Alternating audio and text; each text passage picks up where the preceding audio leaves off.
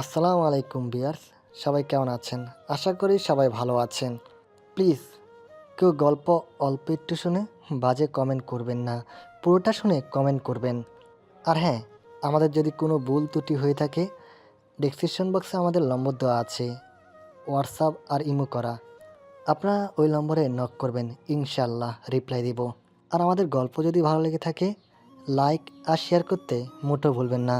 আর আমাদের চ্যানেলটি সাবস্ক্রাইব করে আমাদের সাথেই থাকবেন। ধন্যবাদ।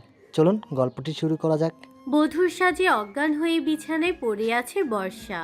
বর্ষার সামনে চেয়ারে বসে বাঁকা হেসে বর্ষার দিকে তাকিয়ে আছে মেঘ। বাতাসে কিছু চুল উড়ে এসে পড়েছে বর্ষার মুখের উপর, যার কারণে বর্ষার চেহারাটা আরো বেশি মায়াবী লাগছে।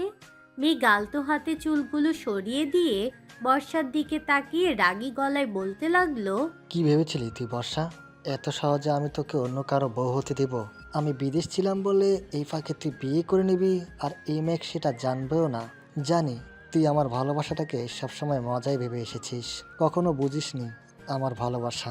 কিন্তু এবার থেকে বুঝবি, খুব বাজেভাবে বুঝবি তুই আমার ভালোবাসা। এতদিন ভালোবেসে বোঝানোর চেষ্টা করেছি, আর তুই সে আমার ভালোবাসাটাকে মজা ভেবে উড়িয়ে দিয়েছিস। কিন্তু এবার থেকে দেখবি আমার ভিলেন রূপ। হিরো হয়ে তোকে জয় করতে না পারলেও এবার ভিলেন হয়ে তোকে জয় করব আমি। কথাগুলো বলেই হাসতে হাসতে ফেটে পড়ল মেঘ। কিন্তু এই হাসিটা আনন্দের হাসি নয়, বরং ভয়ঙ্কর কোনো রাগেরই হাসি। রাগে মেঘের চোখ দুটো লাল হয়ে আছে, কপালের রগগুলো সব ফুলে উঠেছে। একটু পরপর রাগে দাঁতগুলো কটমট করছে মেঘ। নিজের রাগটাকে যেন কিছুতেই কন্ট্রোল হচ্ছে না ওর।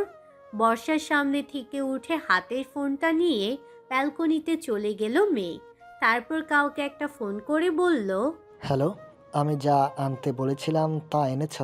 গুড। তাহলে 140 নম্বর রুমে চলে আসো, আমি বর্ষাকে নিয়ে সেখানেই আছি। কথাটা বলেই ফোনটা কেটে দিল মেঘ। তারপর ডেবিল হেসে কারোর জন্য অপেক্ষা করতে লাগলো। একটু পর দরজায় শব্দ হতেই মেঘ গিয়ে দরজা খুলে দিল।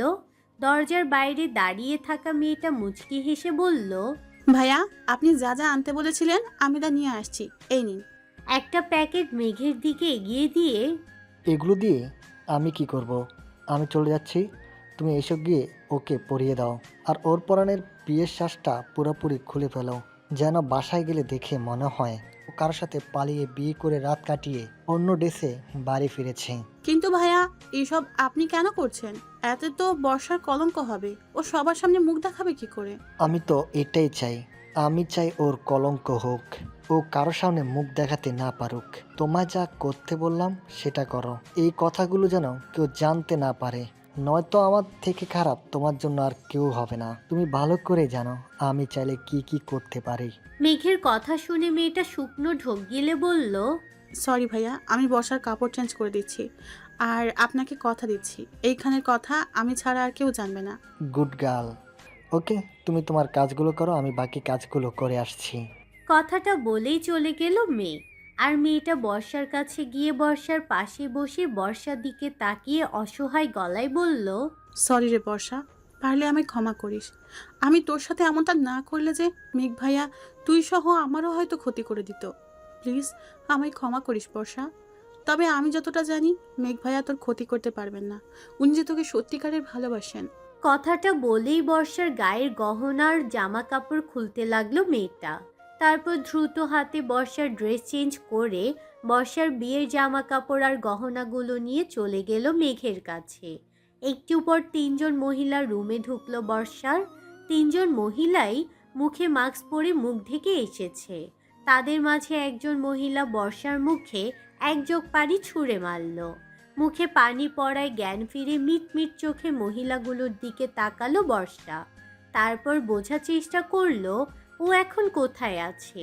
বর্ষার জ্ঞান ফিরতে দেখে একজন মহিলা বর্ষাকে উদ্দেশ্য করে বলল, এই মেয়ে, ওর জলদি, অনেক ঘুমিয়েছিস। এবার উঠে এই কাগজটাতে সই কর। মহিলাটির কথা শুনে ধীরে ধীরে উঠে বসলো বর্ষা। তারপর অবাক চোখে চারদিকে তাকিয়ে দেখে নিজের দিকে তাকিয়ে বলল, আমি কোথায়? আর আপনারা কারা?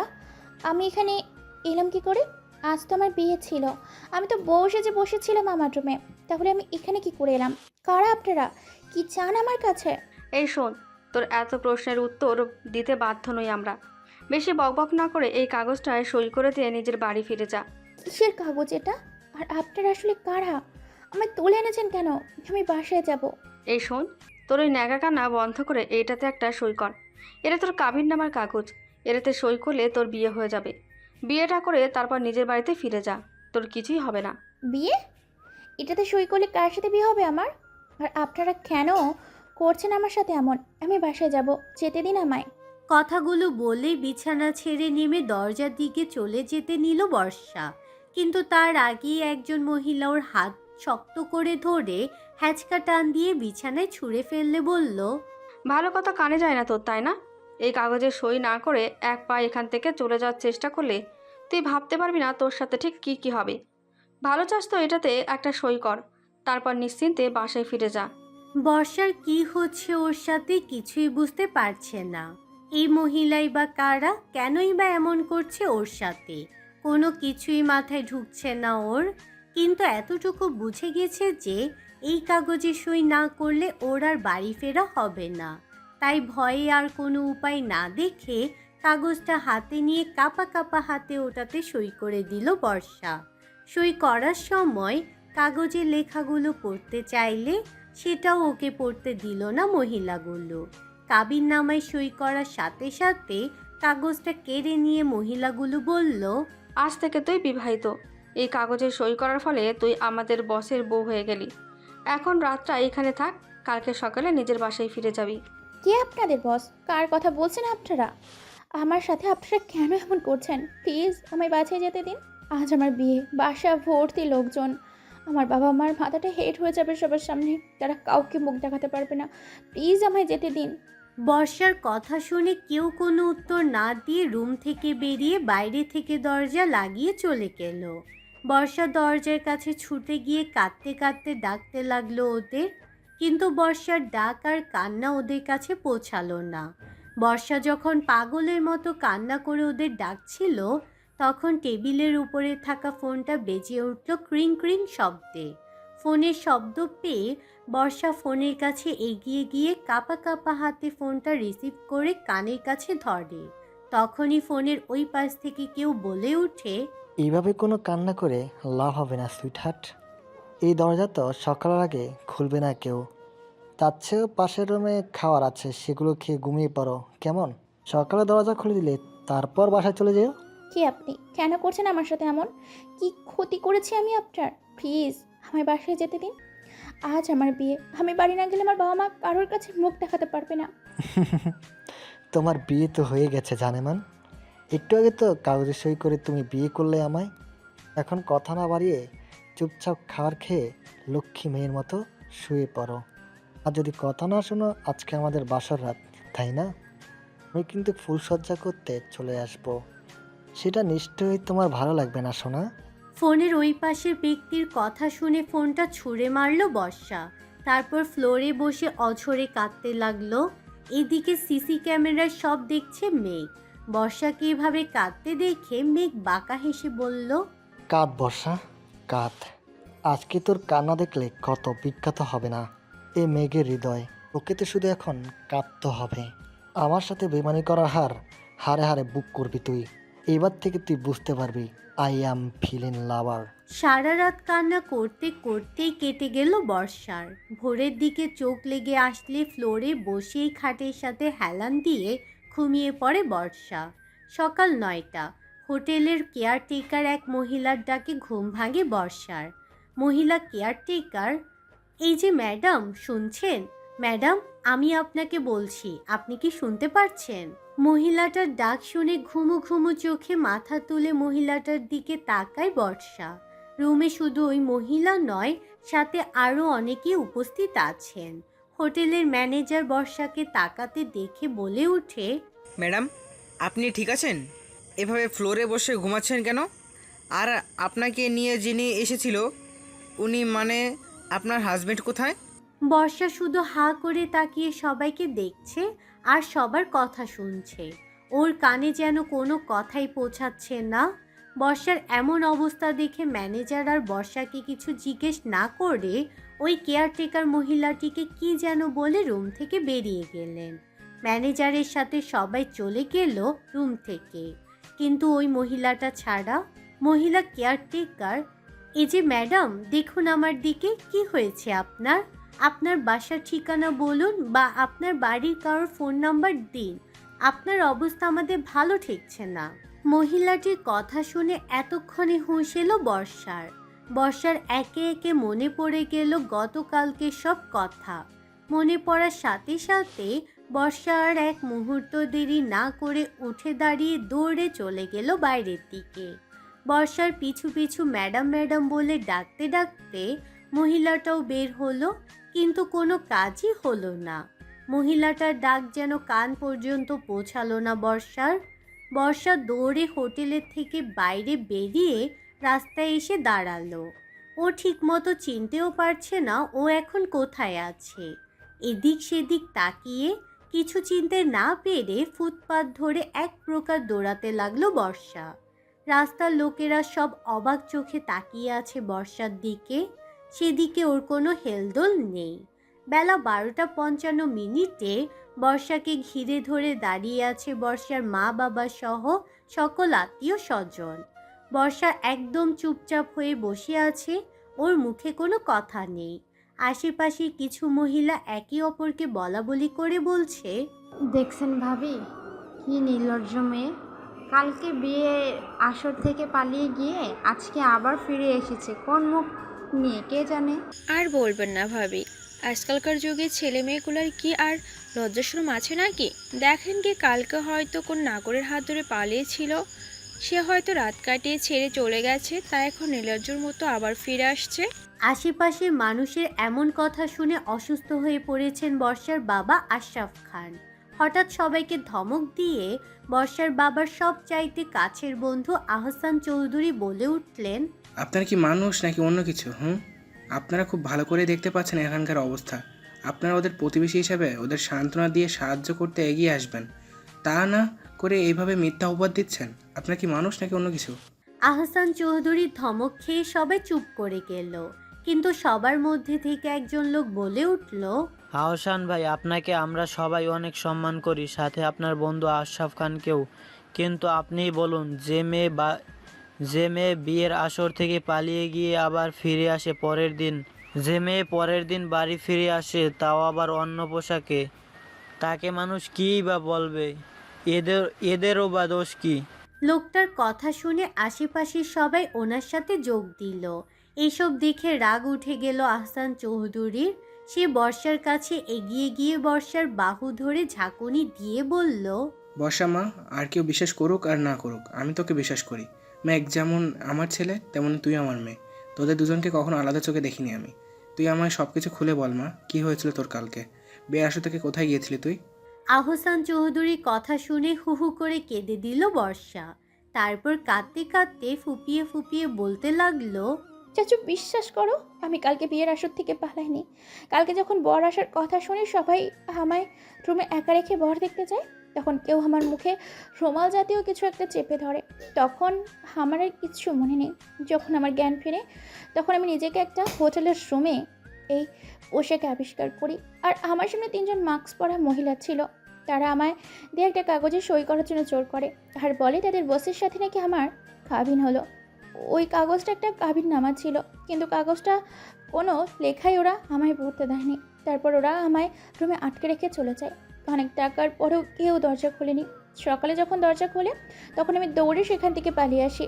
আর তখনই তোমরা আমায় খুঁজতে খুঁজতে রাস্তায় পাও। আমি তোর সব কথা বিশ্বাস করি বর্ষা। আমি জানি তুই কখনো মিথ্যা বলতে পারিস না। তুই কি সেই হোটেলটাকে দেখলে চিনতে পারবি বর্ষা? আমাকে নিয়ে যেতে পারবি সেই হোটেলে? হ্যাঁ, আমি চিনতে পারবো চাচ্চু। আমায় যে রাস্তায় তোমরা পেয়েছো, সেই রাস্তা ধরে একটু সামনে গেলেই ওই হোটেল। বর্ষার কথা শুনে আহসান চৌধুরী বর্ষার হাত ধরে দাঁড় করিয়ে বলল, চল বর্ষা আমার সাথে, আমরা এখনই সেই হোটেলে যাব। ওখানে গেলে নিশ্চয়ই জানতে পারবো কে করেছে তোর সাথে এমন। কথাটা বলেই বর্ষার হাত ধরে বর্ষাকে নিয়ে আহসান চৌধুরী গাড়ি করে চলে গেলেন সেই হোটেলের উদ্দেশ্যে। 1 ঘন্টা পর গিয়ে পৌঁছালেন সেই হোটেলের সামনে। হোটেলের ভিতরে গিয়ে রিসেপশনে থাকা লোকটাকে জিজ্ঞাসা করলে সে সরাসরি অস্বীকার করলো বর্ষার কথা। তারপর আহসান চৌধুরী হোটেলের ম্যানেজারকে ডাকলো। সেও বর্ষার কথা অস্বীকার করে বলল সে বর্ষাকে আগে কখনো দেখেনি, আর কালকে বর্ষা এখানে আসেও নি। বর্ষা সবার সামনে আচরণে অবাক হয়ে বলল, আপনারা কেন এভাবে মিথ্যা কথা বলছেন? আপনিই তো আজ সকালে আমায় ডেকে জিজ্ঞেস করেছিলেন আমার কি হয়েছে। আমি আপনাদের হোটেলে ওই দিকের একটা রুমে ছিলাম। কেন সব কথা অস্বীকার করছেন এইভাবে আপনারা? দেখুন ম্যাডাম, আমার মনে হচ্ছে আপনার মাথায় কোনো সমস্যা হয়েছে। আমরা তো বলছি আপনাকে এর আগে আমরা কখনোই দেখিনি, আর না আপনি এখানে এর আগে এসেছেন। আর ওইদিকে রুমের কথা বলছেন, ওইদিকে সব রুমগুলো তো গত 7 দিন হলো সব বুক করা। তাহলে আপনি কখন এলেন? ম্যানেজারের কথা শুনে মাথায় হাত দিয়ে কাঁদতে কাঁদতে বসে পড়ল বর্ষা। এই অল্প কিছু সময়ের ব্যবধানে কি করে সব কিছু বদলে যেতে পারে কিছুই মাথায় ঢুকছে না ওর। বর্ষার এমন আচরণ দেখে আহসান চৌধুরী কিছু একটা ভেবে বর্ষাকে নিয়ে বাসায় ফিরে এলো। বাসায় ফিরতে আশেপাশে সব লোকজন এসে ঘিরে ধরল বর্ষা আর আহসান চৌধুরীকে, আর একের পর এক প্রশ্ন ছুড়ে দিতে লাগলো ওদের দিকে। বর্ষা একাধারে কান্না করে যাচ্ছে, কিছু বলার ক্ষমতা হারিয়ে ফেলেছে ও। বর্ষার মা বাবাও জিজ্ঞাসু দৃষ্টিতে তাকিয়ে আছে আহসান চৌধুরীর দিকে। সবাইকে থামিয়ে দিয়ে আহসান চৌধুরী বলে উঠল, আপনারা সবাই দয়া করে একটু চুপ করুন। আমি বর্ষাকে নিয়ে গিয়েছিলাম সেই হোটেলে। সেখানে গিয়ে দেখি বর্ষা যা বলেছে সব সত্যি। শুধু কাবিনের সই নয়, বরং বর্ষা একটা চেক বইয়ে সই করেছে। ওকে যারা কিডন্যাপ করেছিল তারা বর্ষার বিয়ের সব দামি দামি গয়না আর জামা কাপড় সহ সব ব্যাংক অ্যাকাউন্টে যা ছিল তা সব নিয়ে গেছে। আমি আসার সময় পুলিশকে বলে এসেছি, পুলিশ দ্রুতই কিডন্যাপারদের ধরবে। বর্ষার এখানে কোনো দোষ নেই। আহসান চৌধুরী কথা শুনে অবাক চোখে ওনার দিকে তাকায় বর্ষা। আহসান চৌধুরী বর্ষার দিকে তাকিয়ে ইশারায় বর্ষাকে শান্ত থাকতে বলে। তারপর আবারও সবার উদ্দেশ্য বলে ওঠে, আমি আরেকটা কথা বলতে চাই। আমার আগে থেকে অনেক শখ ছিল বর্ষার মাকে আমার ছেলের বউ করে ঘরে তুললো, কিন্তু আশরাফ ওর বিয়ে ঠিক করে ফেলায় আর বলতে পারিনি। এখন যখন বিয়েটা হয়নি, তাই আমি চাই বর্ষা মাকে আমার পুত্রবধূ করে ঘরে তুলতে চাই। কি আশরাফ, দিবি তো আমায় আমার বর্ষা মাকে? বর্ষার বাবাকে উদ্দেশ্য করে বলল মেঘের বাবা আহসান চৌধুরী। আহসান চৌধুরীর কথা শুনে আশরাফ খান কান্না করে দিয়ে আহসান চৌধুরীকে বুকে জড়িয়ে ধরে বলল, তুই সত্যি আমার প্রকৃত বন্ধু রে আহসান। তোর মতো একটা বন্ধু পাওয়া সত্যি অনেক ভাগ্যের ব্যাপার। তুই না থাকলে আজ আমার পরিবার নিয়ে আত্মহত্যা করা ছাড়া কোনো উপায় থাকতো না। আমার মেয়ের অনেক কপাল ভালো, তাই ও মেঘ বাবার মতো একটা স্বামী পাবে। কিন্তু মেঘ এই বিয়েতে রাজি হবে তো? হ্যাঁ আশরাফ, তোকে এসব নিয়ে ভাবতে হবে না। মেঘ অবশ্যই বর্ষা মাকে বিয়ে করবে। তুই বিয়ের ব্যবস্থা কর। আগামী শুক্রবারই মেঘের সাথে বর্ষার বিয়ে। মেঘ আজকে ফ্লাইটে দেশে ফিরবে। সকলের মুখে চিন্তার ছাপ কেটে গিয়ে হাসি ফুটে উঠেছে। সবাই নতুন করে বর্ষার বিয়ের তোড়জোড় করতে ব্যস্ত, কিন্তু বর্ষার মন ভালো নেই। ও কিছুতেই মেনে নিতে পারছে না এসব। হোটেলের ব্যাপারটা নিয়ে ভীষণভাবে ডিপ্রেসড বর্ষা। সাথে মনে একটা ভালো লাগা কাজ করছে মেঘের সাথে বিয়ের কথা ভেবে। জানালার কাছে বসে বাইরের দিকে তাকিয়ে বর্ষা ডুব দিল 3 বছর আগের অতীতে মেঘের সাথে সে প্রথম দেখা হওয়ার সময়ে। রাজশাহী থেকে ট্রান্সফার হয়ে সহপরিবারে ঢাকা চলে আসেন বর্ষার বাবা আশরাফ খান। ঢাকায় এসে বর্ষাকে কলেজে ভর্তি করাতে নিয়ে যান। বর্ষার খুশি যেন আর ধরছে না। বর্ষার অনেক দিনের শখ ছিল ঢাকা কলেজে পড়ার। বর্ষাকে কলেজে ভর্তি করে দিয়ে বর্ষাকে নিয়ে আহসান চৌধুরীর বাসার উদ্দেশ্যে রওনা হয় বর্ষার বাবা আশরাফ খান। আশরাফ খানের অনেক ছোটবেলার বন্ধু এই আহসান চৌধুরী। দুজন নিজেদের জীবিকার জন্য 2 শহরে থাকলেও কখনো আলাদা ছিলেন না। প্রতিদিন অন্তত একবার হলেও ফোনে কথা হতো আহসান আর আশরাফের, কিন্তু দেখা খুব কমই হতো দুজনের। আজ এতটা কাছাকাছি আসায় আশরাফ খান আর নিজেকে আটকে রাখতে পারলেন না, তাই বর্ষাকে নিয়ে বেরিয়ে পড়লেন আহসান চৌধুরীকে সারপ্রাইজ দেওয়ার জন্য। চৌধুরী বাড়ির সামনে গাড়ি থামতেই গাড়ি থেকে নেমে একদম হাঁ হয়ে গেল বর্ষা। বিশাল বড় একটা গেটের সামনে দাঁড়িয়ে নিজেকে কেমন যেন ছোট ছোট লাগছে। বর্ষা পিছনে ঘুরে ওর বাবার উদ্দেশ্যে বলল, আপু, আমার মনে হয় ভুল ঠিকানায় এসে পড়েছি। এটা মনে হয় আহসান চাচ্চুর বাসা নয়। কত বড় বাড়িটা, দেখেছো একবার? বর্ষার কথা শুনে আশরাফ খান মুচকি হেসে বর্ষার মাথায় হাত রেখে বলেন, আমরা ঠিক জায়গাতে এসেছি রে মা, এটাই তোর আহসান চাচ্চুর বাসা। চৌধুরী পরিবার বলে কথা, বড় লোক তো হবেই। বল, চল মা, ভিতরে চল। কথাগুলো বলেই বর্ষাকে নিয়ে গেটের কাছে এসে নক করলেন আশরাফ খান। আশরাফ খানকে দেখেই গেটের দারোয়ান রহিম ব্যাককল মার্কা হাসি দিয়ে বলল, ভালো আছেন স্যার? আপনাকে অনেক দিন পর দেখলাম। আপনার সাথে এইটা কে? আপনার মেয়ে নাকি? এটা আমার মেয়ে বর্ষা, আর আমি ভালো আছি। এখন বলো, আহসান কি বাসায় আছে? জি স্যার, বড় স্যার বাসাতেই আছেন। আপনারা ভিতরে যান। দারোয়ানের সাথে কথা বলে বাসার ভিতরে ঢুকে গেল আশরাফ খান আর বর্ষা। গেটের ভিতরে ঢুকেই যেন আরও বেশি অবাক হলো বর্ষা। বাইরে থেকে বাড়িটা যতটা সুন্দর আর বড় মনে হয়েছিল, ভিতরটা তার চাইতেও 10 গুণ সুন্দর ও বড়। গেট দিয়ে ভিতরে ঢোকার পর মাঝখান দিয়ে রাস্তা, আর দুই পাশে রং বেরঙের ফুল গাছ। ডান পাশে ফুল গাছগুলোর মাঝখানে রয়েছে বড় একটা দোলনা, আর সেই দোলনা থেকে একটু সামনে যেতেই খুব সুন্দর একটা সুইমিং পুল। সেই সুইমিং পুলের ওই পাশে রয়েছে হেলান দিয়ে বসে থাকার জন্য চেয়ার। তার উপর ছায়া হয়ে দাঁড়িয়ে আছে বড় একটা ছাতা। সব মিলিয়ে যেন কোনো অসাধারণ সুন্দর পার্কে চলে এসেছে বর্ষা। বর্ষা সব কিছু সূক্ষ্মভাবে দেখে ওর বাবাকে উদ্দেশ্য করে বলে উঠল, আপু, চাচ্চুরা এত বড় লোক, ওনাকে দেখে তো কখনো এমন মনে হয়নি। বাড়িটা কি সুন্দর, যেন রাজপ্রাসাদ। হ্যাঁ রে মা, তোর চাচুর মনে কোনো অহংকার নাই। এতটা বড়লোক হওয়া সত্ত্বেও দেখ, একদম সাধারণ হয়ে চলে। আচ্ছা চল, এবার ভিতরে যাই, কতদিন হলো ওকে দেখি না। আপু, তুমি ভেতরে যাও, আমি একটু এখানে থাকি না আপু, প্লিজ প্লিজ প্লিজ। আচ্ছা ঠিক আছে, থাক, কিন্তু একদম বাইরে কোথাও যাবি না, অপরিচিত জায়গা। যাবো না আপু, তুমি যাও, আমি এখানেই আছি। বর্ষাকে রেখে আশরাফ খান ভিতরে চলে যায়, আর বর্ষা গিয়ে বসে পড়ে দোলনায়। দোলনায় দোল খেতে খেতে খলকলিয়ে হাসছে বর্ষা। হঠাৎ দোল খেতে খেতে বর্ষার চোখ পড়ে একটা বড় লাল টকটকের গোলাপের দিকে। বর্ষার লাল গোলাপ খুব পছন্দ, তাই গুটি গুটি পায়ে এগিয়ে যায় গোলাপটার কাছে। যখনই ফুলটা তুলতে যাবে, তখনই সামনে দেখে একটা সাইনবোর্ডে বড় বড় করে লেখা, যে তুলবে ফুল তার ছিঁড়ব চুল।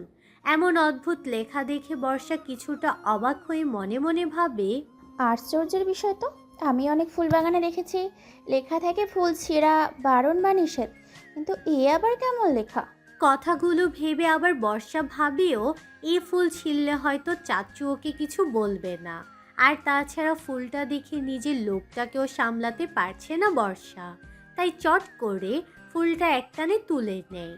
তারপর ফুলটা নাকের কাছে ধরে জোরে একটা নিঃশ্বাস নিয়ে বলে, ওয়াও, যেমন দেখতে তেমন সুন্দর গন্ধ। কথাটা বলতেই নিজের চুলের টান অনুভব করে বর্ষা। কেউ একজন পেছন থেকে বর্ষার লম্বা চুলগুলোকে হাতের মুঠোয় শক্ত করে পেঁচিয়ে ধরে জোরে জোরে চিৎকার করে বলতে থাকে, রহিম চাচা, রহিম চাচা, কোথায় থাকো তোমরা সবাই? বাসার মাঝে চোর ঢুকে ফুল চুরি করে নিয়ে যাচ্ছে, দেখতে পাও না নাকি? মেঘের ডাক শুনে দৌড়ে আসে গেটম্যান রহিম চাচা। রহিম চাচাকে দেখে মেঘ আবারও চিল্লিয়ে বলে, রহিম চাচা, তোমাকে গেটে পাড়া দেওয়ার জন্য রাখা হয়েছে নাকি ঘুমানোর জন্যে? এখন আমি না আসলে কি হতো বলো তো? এ চোর না চুন্নি ফুলসহ কত কিছু চুরি করে নিয়ে যেত, আর তো কোনো হিসাব নাই। কত বড় সাহস, এই চুন্নি আমার ফুলে হাত দিয়েছে, ফুল ছিঁড়ছে। এবার আমি এই চুন্নির চুল ছিঁড়ব। কে এই চুন্নি, যার এত সাহস? ছোট স্যার, আপনি ভুল বুঝতেছেন, উনি চোর না। এইটা আপনার আফসাব আঙ্কেলের মাইয়া বর্ষা। ইস, ওনাকে সাইডে দেন ছোট স্যার, উনি কান্না করতেছেন। দারোয়ানের কথা শুনে বর্ষা চুল ছেড়ে দিয়ে বর্ষাকে নিজের দিকে ঘুরিয়ে দাঁড় করায় মেঘ। তারপর পা থেকে মাথা পর্যন্ত দেখে, ধবধবে ফর্সা গায়ের রং, 5.5 হাইট, বড় বড় হরিণীর চোখ, কোমর অবধি লম্বা লম্বা চুল, গায়ে হলুদ রঙের একটা 3 পিস পরা, হাতে চিকন চিকন হলুদ রঙের কাচের চুড়ি, কানে হলুদ রঙের পাথরের দুল। চোখের কাজলটা কান্না করার কারণে লেপ্টে গেছে কিছুটা। বর্ষাকে দেখে মেঘ হা করে তাকিয়ে আছে। বর্ষা যে কান্না করছে সেদিকে মেঘের কোনো খেয়াল নেই। সেই বর্ষাকে দেখতেই ব্যস্ত। হঠাৎ দারোয়ানের ডাকে ঘোর কাটে মেঘের। ছোট স্যার, ও ছোট স্যার, বর্ষা ম্যাডামে থামান। হের তো কান্না করতে করতে চোখ লাল করে ফেললো। বড় স্যার জানতে পারলে রাগারাগি করবেন। দারোয়ানের কথা শুনে মেঘ কিছুক্ষণ চুপ থেকে বলে উঠল, ও বর্ষা হোক বা বৃষ্টি, তাতে আমার কিছু যায় আসে না। ও সাহস হয় কী করে সাইনবোর্ডে লেখা থাকা সত্ত্বেও ও আমার ফুল ছিঁড়ার? শাস্তি তো ওকে পেতেই হবে। মেঘের কথা শুনে রাগ উঠে যায় বর্ষার। বর্ষার চোখ মুছে তাকায় মেঘের দিকে। লাল ফর্সা গায়ের রং, 5.11 হাইট, চুলগুলো অনেক সুন্দর ও সিল্ক, বেশ স্বাস্থ্যবান, দেখে মনে হচ্ছে যেন নিয়মিত জিম করে। মেঘকে ভালো মতো দেখে নিয়ে বর্ষা রাগী গলায় বলল, ওই কি শাস্তি দেবেন আপনি? কে আপনি যে আমায় শাস্তি দেবেন? আপনাকে তো আমি শাস্তি দেব চাচ্চুকে দিয়ে। আপনি কোন সাহসে আমার চুল ধরেছিলেন? কোত্থাকার কোন কুম্ভভূত আপনি? এ মেয়ে, তোর সাহস তো কম না। তুই মেঘচুদির উপরে কথা বলছিস, তাও আবার মেঘচুদির বাড়িতে দাঁড়িয়ে, মেঘচুদির গাছের ফুল ছিঁড়ে। তোকে তো আমি আজকে। এতটুকু বলতেই মেঘকে ধাক্কা দিয়ে সরিয়ে বাসার ভিতরের দিকে দৌড় দেয় বর্ষা। মেঘ ভাবতেও পারেনি বর্ষা এমন কিছু করবে। বর্ষা বাসার দরজার কাছে দাঁড়িয়ে পিছনে ঘুরে বলে ওঠে, তোকে তো আমি দেখে নেবো মিস্টার মেঘ চৌধুরী, ওরপে কুম্ভভূত। এই বর্ষার চুলে হাত দেওয়ার মজা তুইও বুঝবি, খটাস একটা। কথাটা বলেই ভেতর দিকে দৌড় দিল বর্ষা। বর্ষার এমন কাণ্ড দেখে আর কথা শুনে অবাক হয়ে গেল মেঘ, আর মনে মনে বলল, কি মেয়ে রে বাবা, দেখতে যেমন মিষ্টি, আচরণ তার চেয়ে 1000 গুণে ঝাল।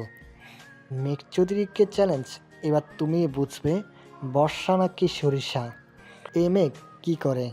জানালার ধারে বসে পুরানো কথাগুলো মনে পড়তেই আর মনে হেসে উঠল বর্ষা। প্রথম পরিচয়টা ওদের এভাবে ঝগড়া দিয়েই শুরু হয়েছিল সেই দিন। হঠাৎ মায়ের ডাকে ঘোর কাটে বর্ষার। বর্ষা, এই বর্ষা, দরজাটা খোল, দেখি কে এসেছে। মায়ের ডাক শুনে দরজা খুলে দেয় বর্ষা, আর দরজা খুলতেই সামনে দেখতে পায় মেঘ বাঁকা হেসে ওর দিকে তাকিয়ে আছে। সাদা টি শার্ট, ব্লু জিন্স, চোখে সানগ্লাস, হাতে দামি ওয়াচ, সিল্ক চুলগুলো বাতাসে হালকা উঠছে, আর মুখের বাঁকা হাসিতে যেন একদম কিলার লুকে দাঁড়িয়ে আছে মেঘ। গত 1 বছর ধরে মেঘকে এভাবে দেখে যেন হুঁশ হারিয়ে গেছে বর্ষার। বর্ষা দরজা খুলেই মেঘের দিকে হা করে তাকিয়ে আছে। বর্ষাকে এভাবে তাকিয়ে থাকতে দেখে মেঘ গলা ঝাড়ি দিয়ে বর্ষার মায়ের উদ্দেশ্যে বলল, আন্টি আপনি যান, আমি বর্ষার সাথে একটু কথা বলতে চাই। আচ্ছা বাবা, তুমি থাকো, আমি দেখি ওদিকটা সামলাই। তোমাদের বিয়ের জন্য কত কাজ পড়ে আছে। কথাটা বলেই হাসি দিয়ে চলে গেলেন বর্ষার মা। বর্ষার মা চলে যেতেই বর্ষাকে পাশ কাটিয়ে রুমে ঢুকে পড়ল মেঘ। তারপর চোখের সানগ্লাসটা খুলে মাথার সাথে আটকে রাখতে রাখতে বর্ষার উদ্দেশ্যে বলল, কি খবর রে তোর মিস সরিষা? মেঘের মুখে সরিষা কথাটা শুনে আজ আর রাগ হচ্ছে না বর্ষার। বর্ষা লজ্জা মাখা হাসি দিয়ে মাথা নিচু করে বলল, ভালো। তুই কেমন আছিস মেঘ ভাইয়া? বর্ষার কথা শুনে বাঁকা হেসে বিছানায় বসতে বসতে মেঘ বলল, হঠাৎ আমাকে দেখে এত লজ্জা পাচ্ছিস যে? আমি তো ভেবেছিলাম সেদিনের ঘটনার পর আমাকে দেখলে শুধু ঠাপুরে মারতে চাইবি, বাট এখানে তো দেখছি পুরো উল্টো। কি ব্যাপার বলতো? মেঘ ভাইয়া, আমি আসলে এতটুকু বলে আর কিছু বলতে পারল না বর্ষা। তার আগেই মেঘ বলে উঠল, তোর কোনো কথা আমি শুনতে চাই না এখন। তুই থাক, আমি সবার সাথে দেখা করে আসছি। বাকি কথা না হয় বাসর ঘরে হবে, কি বলিস? কথাটা বলেই বর্ষাকে একটা চোখ টিপ মেরে রুম থেকে বেরিয়ে গেল মেঘ। বর্ষা মেঘের কথার অর্থ কিছুই বুঝতে পারছে না। মেঘ ওর উপর রেগে আছে নাকি আগের মতোই ওকে ভালোবাসে সেটা ভেবে পারছে না বর্ষা। দেখতে দেখতে চলে এলো সেই কাঙ্ক্ষিত দিন। বর্ষা আর মেঘের বিয়ে হয়ে গেল সবার উপস্থিতিতে। বিদায় বেলার বর্ষার হাত মেঘের হাতে তুলে দিয়ে আশরাফ খান বললেন, মেঘ বাবা, আমার একমাত্র মেয়ে, আমার ঘরের লক্ষ্মী, আমার কলিজার টুকরাকে আজ তুলে দিলাম আমি তোমার হাতে। তুমি ওকে যত্ন করে রেখো, কখনো কষ্ট পেতে দিও না আমার মেয়েটাকে। আজ থেকে আমার বর্ষার সব দায়িত্ব তোমার। তুমি আমায় কথা দাও বাবা, তুমি সারা জীবন আমার মেয়েটার পাশে থাকবে, ভালোবাসবে ওকে, কখনো ওকে ছেড়ে যাবে না। আশরাফ খানের কথা শুনে মেঘ বর্ষার দিকে তাকিয়ে বাঁকা হেসে বলল, আপনি কোনো চিন্তা করবেন না আঙ্কেল, আমি থাকতে বর্ষাকে কেউ কষ্ট দিতে পারবে না। ওর জীবনটা নতুন করে ঘুরে দিতে আমি ওকে বিয়ে করলাম, আর ওকে ছেড়ে দেওয়ার কোনো প্রশ্নই আসে না। আজ থেকে তো আমি ওর জীবনটা বদলে দিব আঙ্কেল। মেঘ কথাগুলো ভালো করে বললেও বর্ষার কেমন জানি অস্বস্তি হতে লাগলো মেঘের কথায়। সাথে মেঘ ওর হাতে খুব বাজেভাবে স্পর্শ করছে, যাতে করে হাতে খুব ব্যথা অনুভব করছে বর্ষা, কিন্তু মুখে কিছু বলছে না। সকলের থেকে বিদায় নিয়ে মেঘের বাসায় চলে এলো বর্ষা। মেঘের মা ছোটবেলায় মারা যাওয়ায় মেঘেদের বাড়িতে মেঘের বাবা আহসান চৌধুরী আর বর্ষা ছাড়া আর কেউ নেই। বাসর ঘরে বসে আছে বর্ষা। অনেক সুন্দর করে রুমটা সাজানো হয়েছে শুধু লাল গোলাপ দিয়ে। দেখে মনে হচ্ছে যেন কোনো গোলাপ বাগানে বসে আছে বর্ষা। পুরো রুমটা চেয়ে চেয়ে দেখছে আর খুশিতে মনটা ভরে যাচ্ছে বর্ষার। সব কিছু যেন স্বপ্নের মতো লাগছে ওর কাছে। মেঘ বাসর ঘরে ঢুকবে ঠিক সেই মুহূর্তে আহসান চৌধুরী মেঘকে ডেকে বলল, দাঁড়াও মেঘ, তোমার সাথে আমার কিছু কথা আছে। বাবার ডাকে অবাক হয়ে পিছনে তাকিয়ে মেঘ বলল, কি কথা আব্বু, যে এই মুহূর্তে তুমি আমাকে বলতে চাও? আমার সাথে আমার রুমে আসো মেঘ। কথাটা বলেই নিজের রুমের দিকে হাঁটা দিল আহসান চৌধুরী। আহসান চৌধুরীর এমন আচরণে কিছুটা অবাক হয়ে পিছু পিছু যেতে লাগলো মেঘ। আহসান চৌধুরী রুমে যাওয়ার পর আহসান চৌধুরী দরজা লাগিয়ে মেঘের দিকে ঘুরে বলতে শুরু করলো, আমি খুব ভালো করে জানি মেঘ, বর্ষাকে যে মানুষটা কিডন্যাপ করে নিয়ে জোর করে কাবিননামায় সই করিয়ে বিয়ে করেছে সে আর কেউ নয়, সে তুমি। আর তুমি বর্ষার বিয়ের 2 দিন আগেই দেশে ফিরেছো, সেটাও আমার অজানা নয়। তুমি ইচ্ছে করে বর্ষার নামে কলঙ্ক ছড়িয়েছ, ওর বিয়ে ভেঙেছো, সেটাও আমি জানি। তবে আমি এটা জানি না যে তুমি ওর সাথে কেন এমন করছো। কিন্তু আমি আমার ছেলেকে বিশ্বাস করি, তাই আমি কখনো চাই না আমার ছেলে ভালো মানুষের আড়ালে কোনো অমানুষ হয়ে থাকুক। তুমি যখন ওই বাড়ির থেকে বিদায়ের সময় আশরাফের কাছে বর্ষার ব্যাপারে কথাগুলো বলেছিলে, তখন আর কেউ না বুঝলেও আমি বুঝতে পেরেছি তোমার কথাগুলো ভালোই আড়ালে রাগ লুকিয়েছিল। তুমি অবশ্যই কোনো না কোনো কারণে বর্ষার সাথে খুব খারাপ কিছু করতে চাইছো। আমি জানি তুমি বর্ষাকে ভালোবাসো, কিন্তু কী কারণে তুমি বর্ষা মায়ের সাথে এমন করেছো সেটা আমি জানি না। তবে শুনে রাখো মেঘ, বর্ষার উপর তুমি যদি কোনো প্রকার অন্যায় বা অত্যাচার করো, আমি কিন্তু ছেলে বলে তোমার ছেড়ে দিব না। তুমি যেমন আমার একমাত্র ছেলে, তেমনই বর্ষা আমার বৌমা নয়, আমার মেয়ে। তাই আমার মেয়ে যদি তোমার জন্য কোনো প্রকার কষ্ট হয়, আমি কিন্তু সেটা মেনে নেব না। আশা করি তুমি আমার কথাগুলো বুঝতে পেরেছো মেঘ। এখন তুমি নিজের রুমে যেতে পারো। মনে রেখো, একটি মেয়ের নিজের সর্বস্ব ত্যাগ করে একটা ছেলের ঘরে বউ হয়ে আসে, তাই তার কোনো প্রকার কষ্ট যেন না হয়, দায়িত্ব কিন্তু ছেলেটারই নিতে হয়। আহসান চৌধুরীর কথাগুলো এতক্ষণ মাথা নিচু করে সব শুনছিল মেঘ। তারপর কোনো উত্তর না দিয়েই চলে যেতে নিল মেঘ। আর তখনই আহসান চৌধুরী মেঘকে আবারও ডেকে বলল, একটা কথা মেঘ, আমি কাল সকালে বিজনেসের কাছে দেশের বাইরে যাচ্ছি। আমি ফিরতে ফিরতে 3 মাস পর হয়তো দেশে ফিরবো। আমি যেন দেশে ফিরে আমার বর্ষা মাকে সুখী দেখতে পাই তোমার সাথে, কথাটা মনে রেখো। বাবার কথা শুনে কোনো উত্তর না দিয়ে রুম থেকে বেরিয়ে এলো মেঘ। তারপর বাইরে বেরিয়ে একটা ডেভিল হাসি দিয়ে মনে মনে বলল, তুমি তো আমার কাজটা আরও বেশি সহজ করে দিলে আব্বু। তুমি 3 মাস বাসায় থাকবে না, আমি আর বর্ষা থাকবো, এর থেকে ভালো সুযোগ আর কি হতে পারে? কথাগুলো ভেবেই বড় একটা গোলাপ হাতে নিয়ে নিজের রুমের দিকে হাঁটা শুরু করলো মেঘ। এদিকে প্রায় 2 ঘন্টা হলো বাসর ঘরে একা একা বসে আছে বর্ষা মেঘের অপেক্ষায়। এতক্ষণ একটানা বসে থাকার কারণে কোমরে কিছুটা ব্যথা অনুভব হচ্ছে ওর। হঠাৎ দরজা লাগানোর শব্দে ঘোর কাটে বর্ষার। মেঘকে রুমে আসতে দেখে সালাম দেয় বর্ষার। মেঘ বর্ষার সালামের উত্তর দিয়ে বর্ষার পাশে এসে বসে বর্ষার মাথার ঘোমটাটা সরিয়ে বর্ষার থুতনিতে হাত রেখে মুখটা একটু উঁচু করে ধরে বলে, এমন সংসেজে বসে আছিস কেন রে সরিষা? তোকে কি আজকে আমি প্রথম দেখছি? মেঘের এমন কথা শুনে অবাক হয়ে মেঘের দিকে তাকায় বর্ষা। বর্ষাকে অবাক হতে দেখে বর্ষার দিকে হাতের ফুলটা এগিয়ে দিয়ে মেঘ বলে, তুই গোলাপ ফুল খুব পছন্দ করিস তাই না রে সরিষা? এনে, এটা তোর জন্য। বাসর ঘরে বউকে কিছু দিব না তা কি হয় বল? মেঘের কথাগুলো কেন জানি খুব অস্বস্তি লাগছে বর্ষার। তবুও হাত বাড়িয়ে মেঘের হাত থেকে গোলাপ ফুলটা নিতে যায় বর্ষা। আর তখনই বর্ষার দুটো আঙ্গুলে গোলাপের কাঁটা ঢুকে অনেকটা কেটে যায়। বর্ষা শব্দ করে হাতটা সরিয়ে নেয়। গলগল করে রক্ত পড়তে থাকে বর্ষার আঙ্গুল থেকে। বর্ষার আঙ্গুলের রক্ত দেখে মেঘ ফুলটা টেবিলের উপর রেখে বলে, ইস, খুব লেগেছে তাই না রে? আসলে কি বলতো, গোলাপ তুলতে গেলে কাটা খেতে হয়। পুরো ঠিক তাই হয়েছে। তুই বস, আমি মলম লাগিয়ে দিচ্ছি। কথাটা বলেই উঠে গেল মেঘ। একটু পর কিছু একটা হাতে ধরে এনে বর্ষার কাটা হাতটা শক্ত করে ধরে তাতে লাগিয়ে দিল। মেঘের হাতের জিনিসটা কাটা জায়গায় লাগানোর সাথে সাথে জ্বালা পোড়ায় চিৎকার করতে নিল বর্ষা। আর তখনই মেঘ বর্ষার মুখটা চেপে ধরে দাঁতে দাঁত চেপে বলল, খবরদার বলছি, চিৎকার করবি না একদম। চিৎকার করলে তুই ভাবতেও পারবি না আমি ঠিক তোর সাথে কি কি করব। খুব জ্বালা করছে তাই না রে? জ্বালা করবেই তো। এটা মলম নয়, এটা মরিচের গুঁড়া লাগিয়ে দিয়েছি আমি।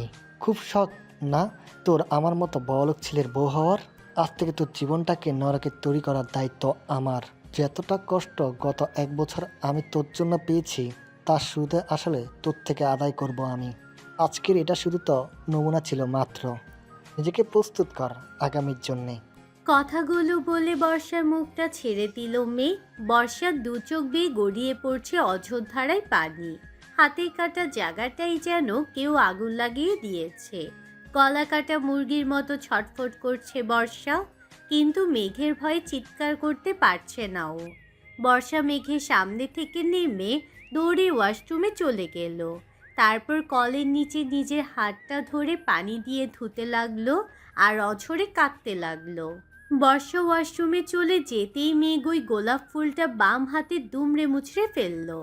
এমন করায় গোলাপের কাঁটাগুলো সব মেঘের হাতের মধ্যে খুব বাজেভাবে ঢুকে রক্ত পড়তে লাগলো। কিন্তু সেদিকে মেঘের কোনো খেয়াল নেই। মেঘ মনে মনে বলতে লাগলো, কেন বর্ষা, কেন? সেদিন তুই আমার ভালোবাসাটা না বুঝে কেন তুই আমার সাথে এমনটা করেছিলি? যে আমি একটা ফুলের টোকাও পড়তে দিতাম না তোর শরীরে। আজ সেই আমি তোকে কতটা কষ্ট দিচ্ছি। কেন বাধ্য করলি তুই আমায় তোর সাথে এমনটা করতে? তোকে কষ্ট দিলে দে, যাচ্ছেও বেশি কষ্ট আমার এখানটায় হয়, বুকের বাঁ পাশে হাত রেখে। কেন বুঝলি না সেদিন আমায় তুই? কি করে পারলি তুই আমার সাথে এরকমটা করতে? কি করে বর্ষা, কি করে? আমিও তোকে ছাড়বো না বর্ষা। যে 1টা বছর আমি তিলে তিলে শেষ হয়েছি, ঠিক একইভাবে আমিও তোকে শেষ করব। তোকেও বোঝাবো আমি বিনা দোষে নিজের ভালোবাসার মানুষ থেকে কষ্ট পেতে কতটা খারাপ লাগে, কতটা কষ্ট যন্ত্রণা হয়। কথাগুলো ভেবেই নিজেকে শক্ত করে হাতের ফুলটা নিয়ে জানালা দিয়ে ছুঁড়ে ফেলে দিল মেঘ। তারপর বর্ষা বের হওয়ার আগেই নিজের হাতের কাটা জায়গাটার রক্ত পরিষ্কার করে ফেলল, যাতে করে বর্ষা বুঝতে না পারে। একটু পর চোখের পানি মুছে ওয়াশরুম থেকে বেরিয়ে এলো বর্ষা। ওয়াশরুম থেকে বেরিয়ে দেখলো মেঘ ফ্লোরে একটা বালিশ আর একটা চাদর ফেলে রেখে ওপরে অন্যদিকে ঘুরে ঘুমিয়ে আছে।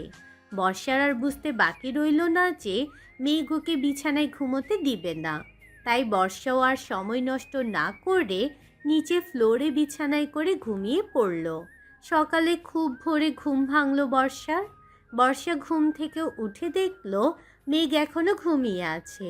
বর্ষা বিছানায় ছেড়ে উঠে ওয়াশরুমে চলে গেল ফ্রেশ হতে। বর্ষা খেয়াল করলো আশ্চর্যজনকভাবে ওর হাতের কাটা জায়গাটা আর একটুও ব্যথা নেই। কাটা জায়গাটা এক রাতের মাঝেই অনেকটা শুকিয়ে গেছে। বর্ষা সেদিকে পাত্তা না দিয়ে অজু করে এসে নামাজ পড়ে নিল। নামাজ শেষ করে রুম থেকে বাইরে বের হতে যাবে, তখনই বর্ষাকে ডাক দিল মেঘ। এই সরিষা, এদিকে আয় তো। মেঘের ডাক শুনে ঘুরে দাঁড়ালো বর্ষা। মেঘের দিকে তাকিয়ে দেখলো মেঘ চোখ বন্ধ করে আছে। বর্ষা ভুল মনে করে আবারও দরজার দিকে পা বাড়ালো। আর তখনই মেঘ আমায় বলে উঠল, কাল রাতের কথা ভুলে গেছিস নাকি? আমি ডাকার পরে আবার চলে যাচ্ছিস কোন সাহসে? এদিকে আয় আমার কাছে। মেঘের কথা শুনে ভয়ে ঢোক গিলল বর্ষা। তারপর ভয়ে ভয়ে মেঘের কাছে এগিয়ে গিয়ে বলল, আমি আসলে ভেবেছিলাম তুই ঘুমিয়ে আছিস, ডাকিসনি আমায়, তাই মনের ভুল ভেবে চলে যেতে নিচ্ছিলাম, সরি। বসে এখানে। কি? কানে কি কম শুনিস নাকি? বললাম এখানে আমার পাশে বসো। মেঘের কথা শুনে ভয়ে ভয়ে মেঘের পাশে বসলো বর্ষা। মেঘ সাথে সাথে উঠে এসে বর্ষার কোলে মাথা রেখে শুয়ে পড়ল। তারপর বলল, সারা রাত ঘুমাইনি, মাথা ব্যথা করছে। আমি যতক্ষণ ঘুমাবো ততক্ষণ তুই আমার মাথায় বেলি কেটে দিবি। আর ভুল করে একটু লড়াচড়া করবি না, আমাকে ডাকবি না, বুঝলি? নে এবার আমার মাথায় বেলি কেটে দে, আমি ঘুমাবো। কথাগুলো বলেই বর্ষার কোলে মাথা রেখে বর্ষার কোমর জড়িয়ে ধরে ঘুমিয়ে পড়ল মেঘ। মেঘের এমন কাণ্ড দেখে বর্ষা অবাক ও রাগ দুটোই হচ্ছে। বর্ষা মনে মনে বলল, সারা রাত ঘুমায়নি তো করেছেটা কি শালা কুম্ভকুত একটা। রাতে ওইভাবে আমার কষ্ট দেবার পরেও এখন আমার কোলে ঘুমায়। কিভাবে বেটা বান্দর হনুমান একটা। ইচ্ছা তো করছে চুলে বিলি না কেটে চুলগুলো সব টেনে ছিঁড়ি। ওই বললাম না আমি ঘুমাবো। মনে মনে বকাবকি বাদ দিবি নাকি কানের নিচে দিব কয়েকটা? মেঘের কথা শুনে বড় বড় চোখ করে তাকালো বর্ষা। তারপর মনে মনে বলল, কি শয়তান ছেলে রে বাবা, মনে মনে একটু বকা দিয়েও শান্তি নেই, সবসময় কি করে সব শুনে নেই কে জানে। কথাগুলো ভেবেই মেঘের ঘুমন্ত মুখের দিকে তাকিয়ে মেঘের মাথায় হাত বুলিয়ে বিলি কেটে দিতে লাগলো বর্ষা। মেঘের ঘুমন্ত মুখটা দেখে যেন সব রাগ চলে গেছে বর্ষার। বর্ষা মেঘের মুখের দিকে তাকিয়ে থাকতে থাকতে ডুব দিল অতীতে। সেদিন কলেজের প্রথম দিন ছিল বর্ষার। বর্ষা খুব এক্সাইটেড ছিল কলেজ লাইফ নিয়ে। সকাল সকাল ঘুম থেকে উঠে ফ্রেশ হয়ে খাওয়া দাওয়া করে কলেজের জন্য রেডি হয়ে নেয় বর্ষা। লাল রঙের একটা গাউন, মাথায় সুন্দর করে হিজাব পেঁচিয়ে, ঠোঁটে হালকা লিপস্টিক দেয় বর্ষা। চোখে গাঢ় করে কাজল দিয়ে রেডি হয়ে বেরিয়ে পড়ে কলেজের উদ্দেশ্যে। একটা রিক্সা নিয়ে চলে যায় কলেজে। কলেজের গেটে নেমে ভাড়া মিটিয়ে কলেজের ভিতরের দিকে তাকিয়ে বড় একটা শ্বাস নেয় বর্ষা।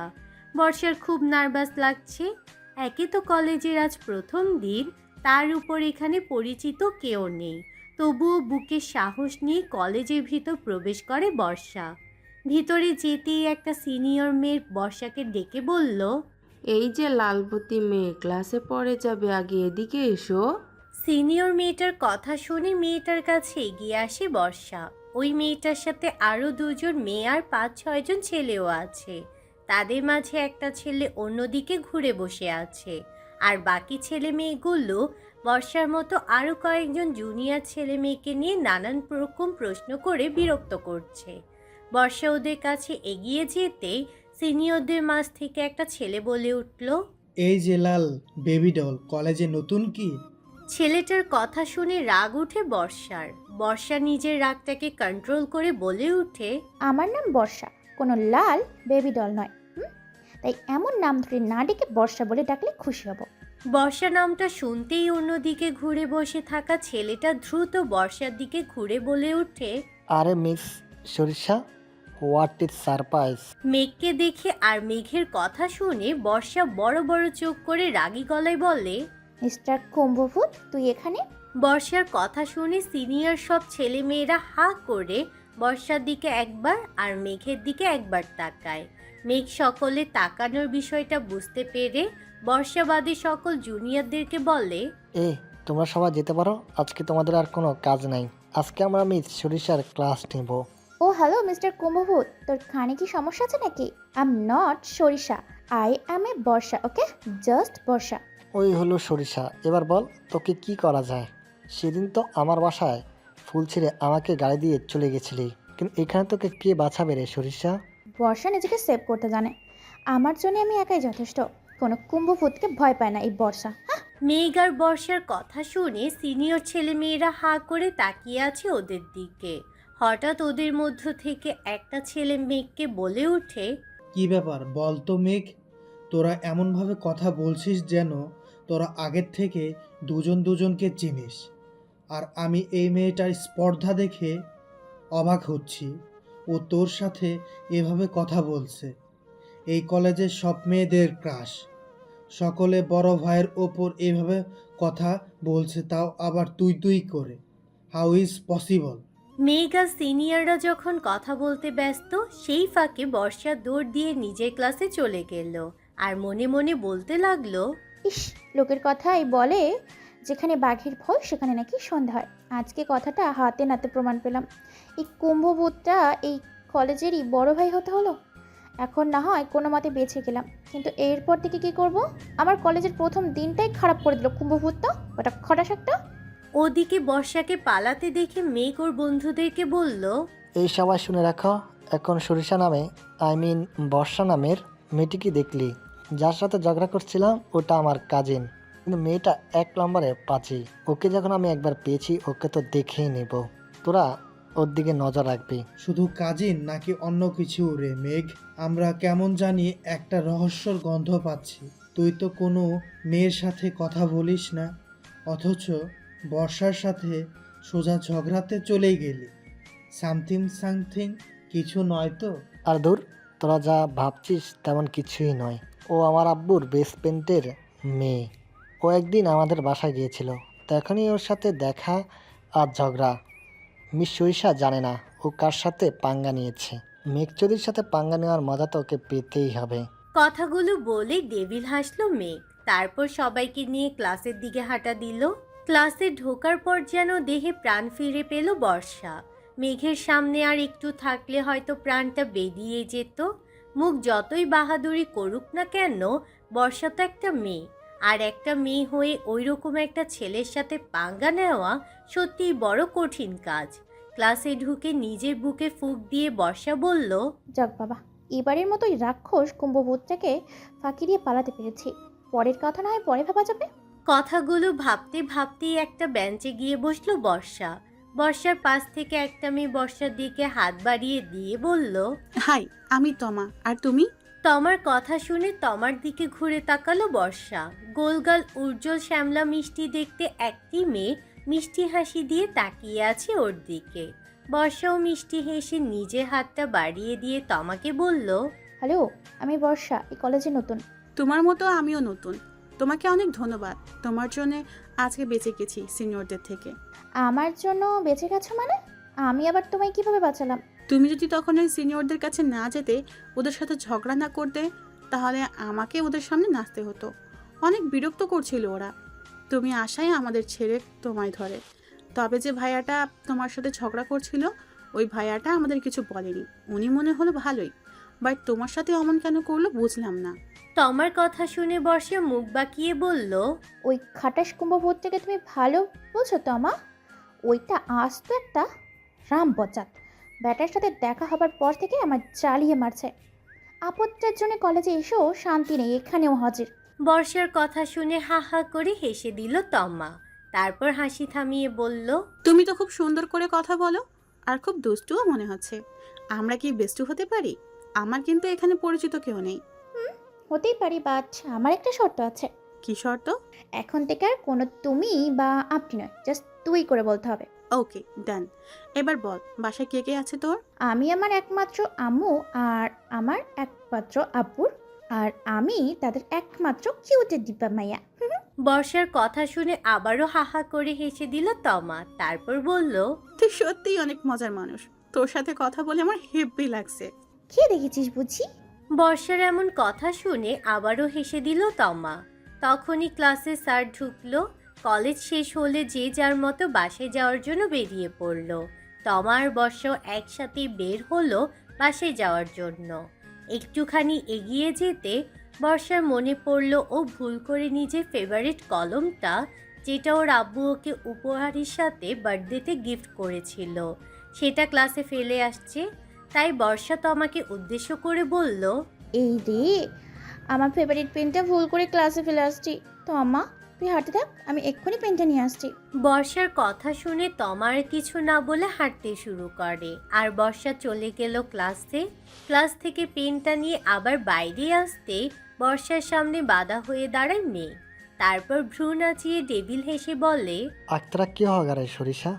তখন তো ধোকা দিয়ে পালিয়েছিলি, কিন্তু এখন?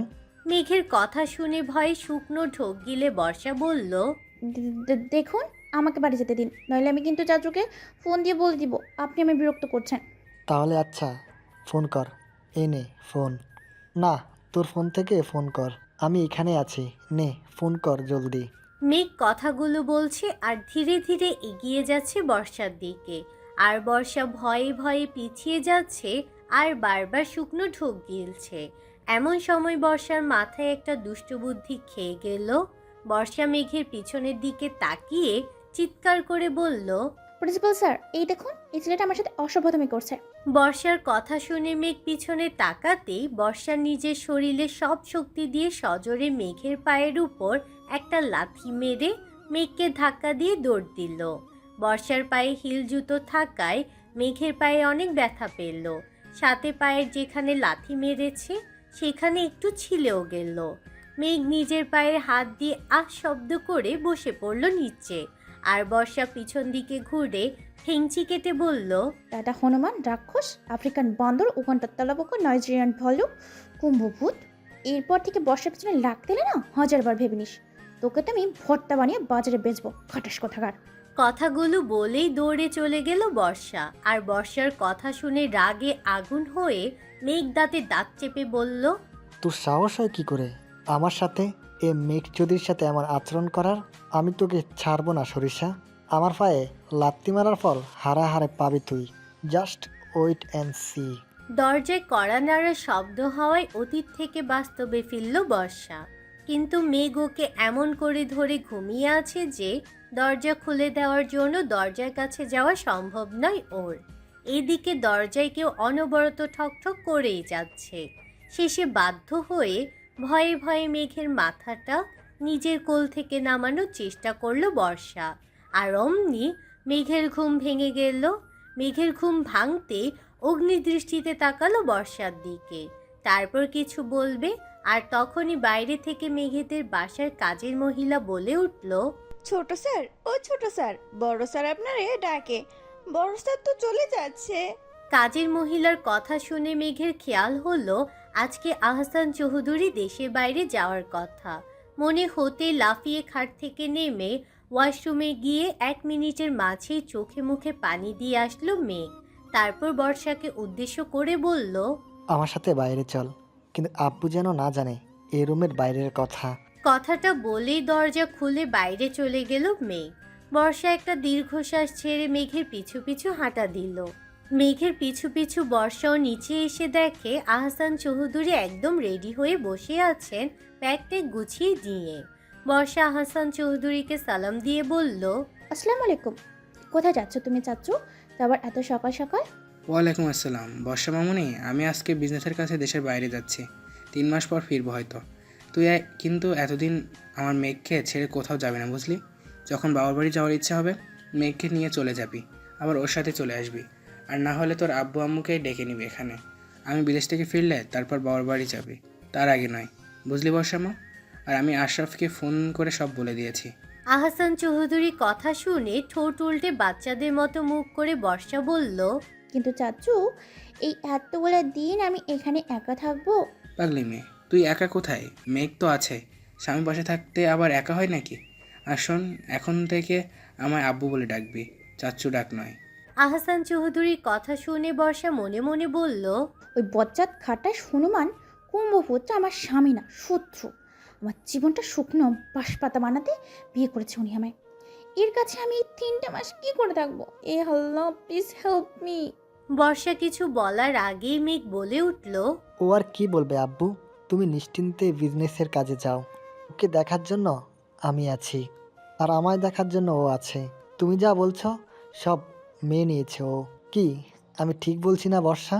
বর্ষার দিকে চোখ রাঙিয়ে তাকিয়ে, হ্যাঁ হ্যাঁ চাচু, উনি ঠিকই বলেছে, তুমি যাও, আমি এখানেই থাকবো তুমি না ফেরা পর্যন্ত। তারপর আর কিছুক্ষণ কথা বলে মেঘ আর বর্ষার থেকে বিদায় নিয়ে চলে গেলেন আহসান চৌধুরী। মেঘ ওনাকে এগিয়ে দিয়ে আসতে গেল। ওরা চলে যেতেই বর্ষা গিয়ে টিভি চালিয়ে কার্টুন দেখতে লাগলো। কার্টুন দেখতে দেখতে হঠাৎ টিভি বন্ধ হয়ে গেল। বর্ষা অবাক হয়ে সুইচ টিপে চেক করতে লাগলো টিভি কেন বন্ধ হলো। তখনই বর্ষার পেছন থেকে মেঘ বলে উঠল, চেক করে কোনো লাভ হবে না, আমি টিভির লাইনটা বন্ধ করে দিয়েছি। আমি উপরে যাচ্ছি ভালোভাবে ফ্রেশ হতে, এসে যেন দেখি টেবিলে আমার ব্রেকফাস্টটা রেডি করা হয়েছে। কথাটা বলেই উপরে চলে যেতে নিল মেঘ। আর অমনি বর্ষা রেগে গিয়ে বলে উঠল, ওই কুমভূত, তুই আমার টিভি বন্ধ করলি কেন? আর ব্রেকফাস্ট তো কাজের লোকেরা বানিয়ে রাখছে, টেবিলে চোখে রেখেছিস বেটা হনুমান, ওগুলো গিয়ে ঘেল। আমার টিভিটা কেন বন্ধ করলি? বর্ষার কথা শুনে থেমে গেল মেঘ। তারপর বর্ষা দিকে অগ্নিদৃষ্টিতে তাকিয়ে কিছু একটা ভেবে ডেভিল হেসে উপরে চলে গেল। একটু পরেই অনেকগুলো টাকা হাতে নিয়ে নিচে নেমে এসে বাসার সব কাজের লোকদের ডাকতে আরম্ভ করলো।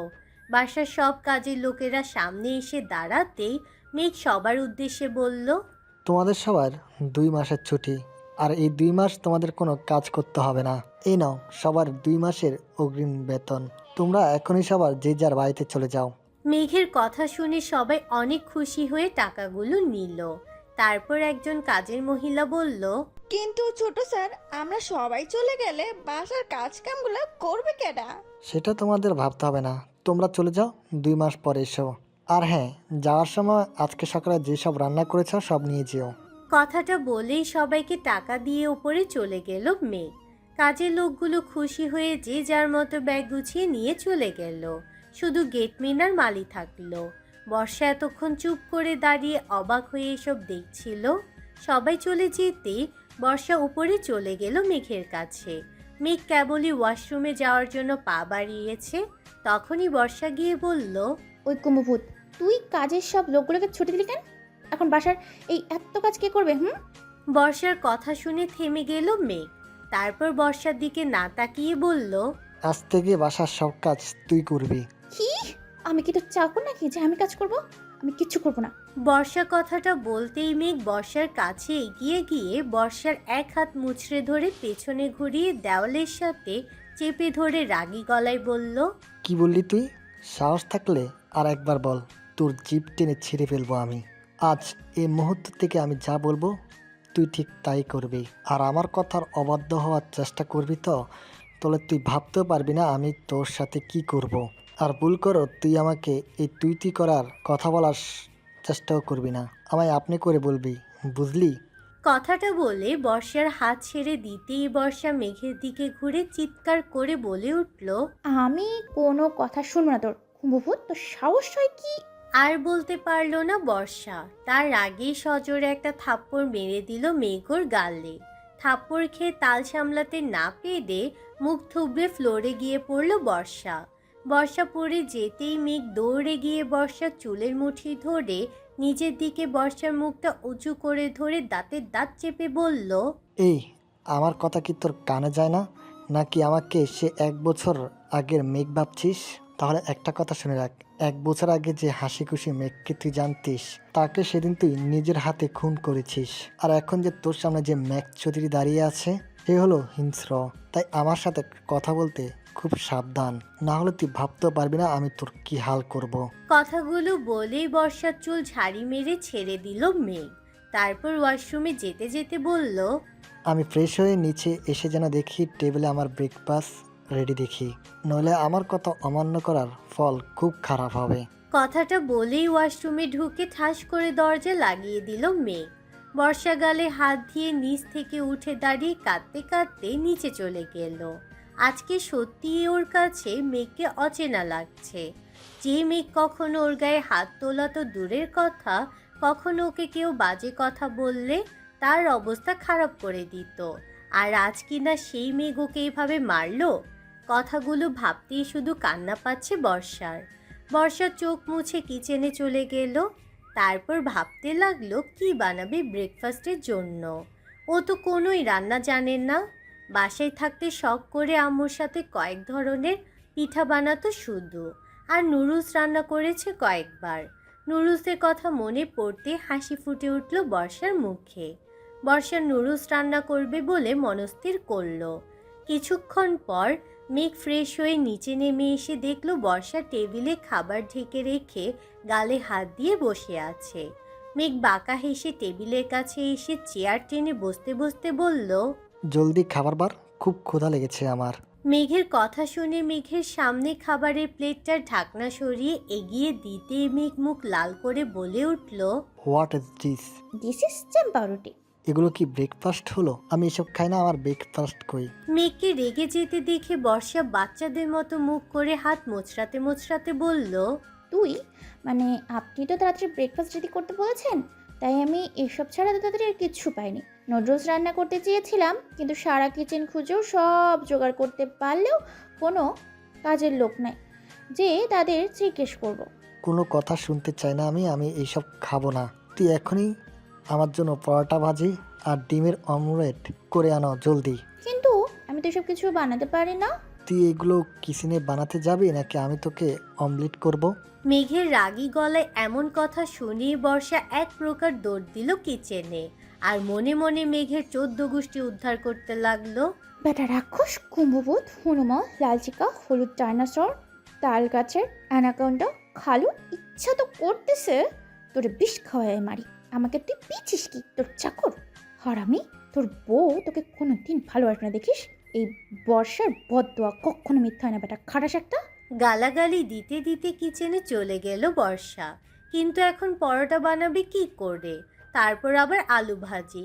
উফ, বর্ষা এখন পাগল হওয়ার উপক্রম। কেন যে আম্মুর কাছ থেকে কখনো রান্নাটা শিখলো না সেটা ভেবেই আফসোস হচ্ছে বর্ষার।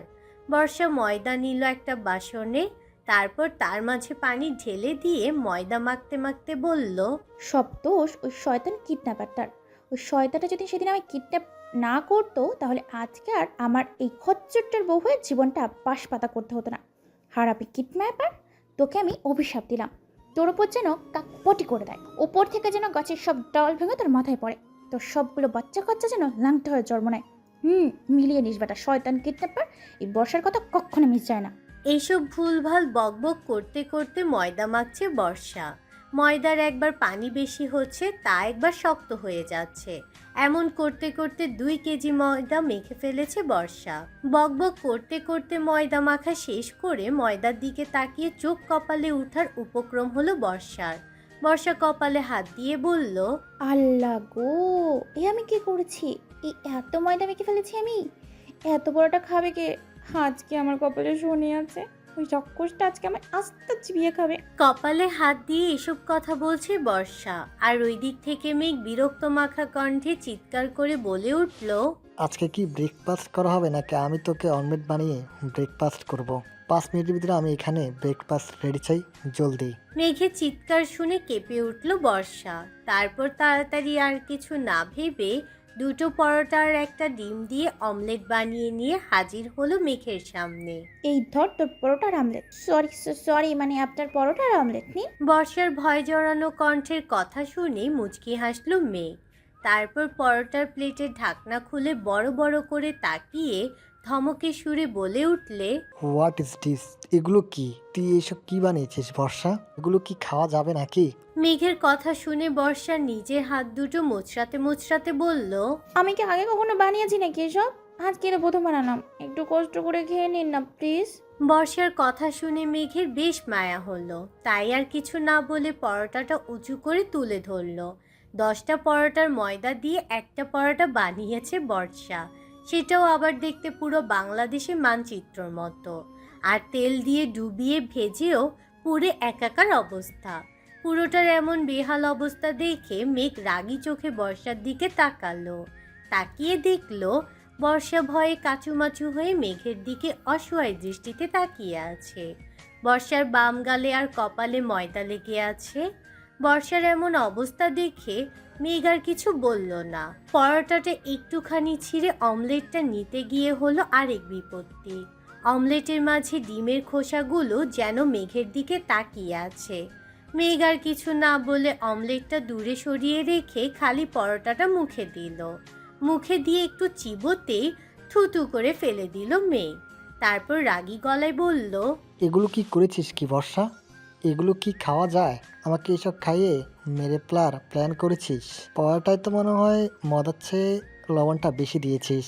মেঘের ধমক খেয়ে বর্ষা বলল, তো জানিসই যখন আমি এসব বানাতে পারি না, তাহলে কাজের লোক তো ছুটি দিলি কেন? এখন নিজের রান্না নিজে করে খা, আমি পারবো না।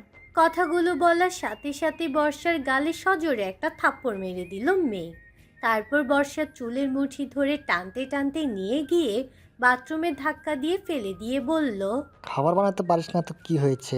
কাপড় তো দিতে পারবি। কথাগুলো বলে ওপরে চলে গেল মেঘ।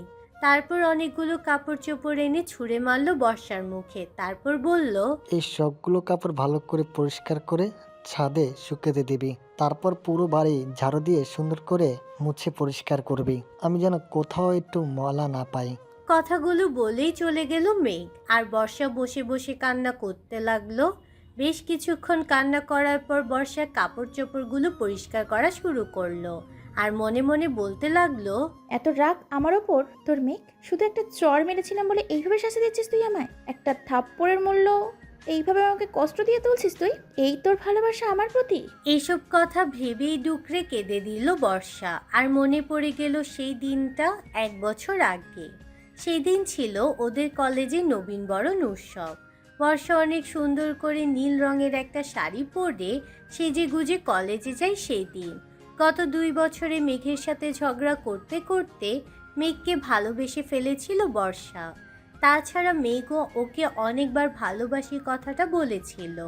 বর্ষা সেদিন ভেবেছিল নিজের মনের কথা মেঘকে জানাবে, কিন্তু অনুষ্ঠান শেষের দিকে ওই সময় মেঘ ওর সাথে যেটা করেছিল সেটা মেনে নিতে পারেনি বর্ষা।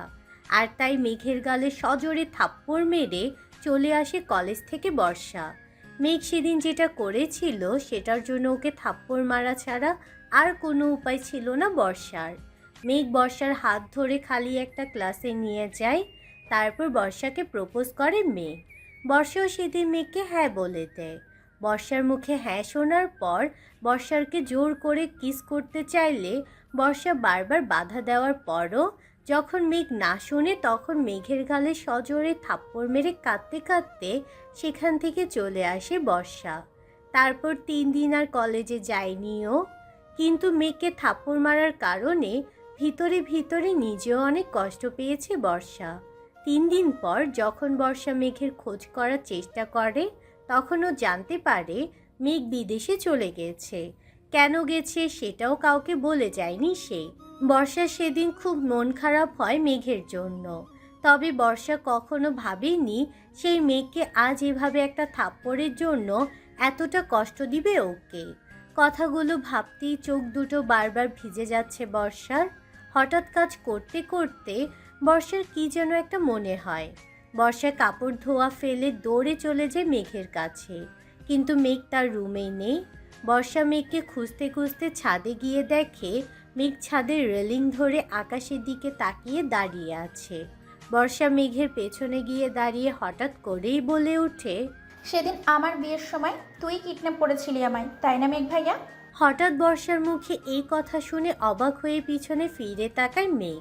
মেঘকে অবাক হয়ে তাকাতে দেখে বর্ষা আবারও চিৎকার করে বলে ওঠে, কি হলো? উত্তর দে মেঘ ভাইয়া, উত্তর দে আমায়।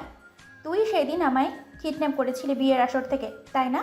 বর্ষার কথা শুনে মেঘ অন্যদিকে ঘুরে দাঁড়িয়ে শান্ত গলায় উত্তর দিল, আমি তোর কোনো প্রশ্নের উত্তর দিতে বাধ্য নয়, তুই চলে যা এখান থেকে, নিজের কাজ কর গিয়ে।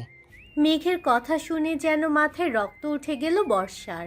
বর্ষা মেঘের হাত ধরে মেঘকে নিজের দিকে ঘুরিয়ে বলতে লাগলো, কেন করলি তুই আমার সাথে এমন? কেন সকলের সামনে আমার চরিত্রে দাগ লাগালি? কেন আমায় এইভাবে বিয়ে করার নাম করে এনে কষ্ট দিতে নিয়ে এলি? এই তোর ভালোবাসা আমার প্রতি?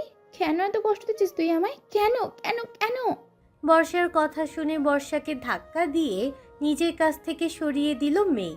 তারপর দাঁতে দাঁত চেপে বলল, সিরিয়াসলি তোর মনে হয় বর্ষা আমি তোকে কষ্ট দিচ্ছি? আই মিন তুই আমার সাথে যেটা করেছিস, এরপর যে আমি তোকে বাঁচিয়ে রেখেছি সেটাই তোর ভাগ্য। চলে যা আমার সামনে থেকে, নাহলে যে আমি তোর সাথে কি করে ফেলবো সেটাও আমি নিজেও জানি না। চলে যা আমার সামনে থেকে, চলে যা তুই।